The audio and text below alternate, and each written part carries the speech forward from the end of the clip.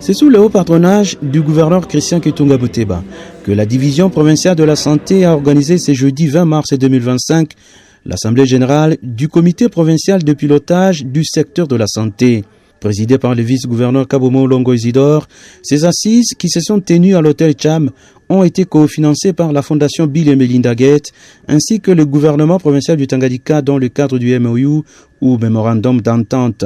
Le ministre provincial de la Santé, le conseiller du gouverneur en charge de la santé, le chef de division de la santé, les membres cadres de la DPS, la division provinciale de la santé, les partenaires techniques et financiers, voire le représentant de la société civile ont pris part à ces travaux.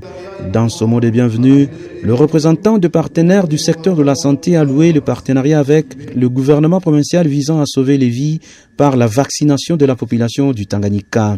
L'objectif de ces assises était d'évaluer le plan d'action opérationnel 2024 et valider celui de cette année 2025 en vue d'améliorer la santé des populations. C'est ce qu'a fait savoir dans son mot d'ouverture le vice-gouverneur Kabomo Longo Isidore.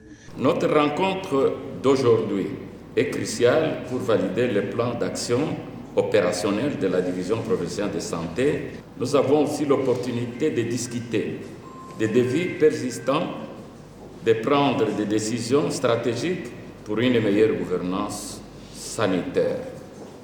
Il importe de souligner que nos actions sont guidées par la vision de son Excellence, Monsieur le Président de la République, chef de l'État, Félix Antoine Tshisekedi, qui place la santé au cœur des priorités nationales.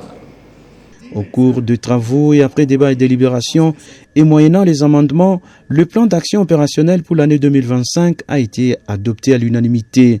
Et à la même occasion, celui de l'inspection provinciale de la santé a également été adopté. Il faudra signaler qu'au cours des échanges, toutes les parties prenantes ont sollicité l'apport du gouvernement provincial afin de pallier aux défis liés par exemple à l'arrêt du financement USAID dans le secteur de la santé au Tanganyika. Des questions liées aux urgences sanitaires au Tanganyika avec l'épidémie de choléra, la Mpox, la rougeole et le décès maternel ont également retenu l'attention des acteurs de la santé qui se félicitent à cet effet de l'engagement du gouvernement provincial à apporter des solutions rapides. Pour rappel, le comité provincial de pilotage du secteur de la santé, qui est sous l'autorité du gouverneur de province, est l'organe de coordination intra- et intersectoriel chargé de l'orientation stratégique et du suivi et évaluation des interventions sanitaires au niveau provincial.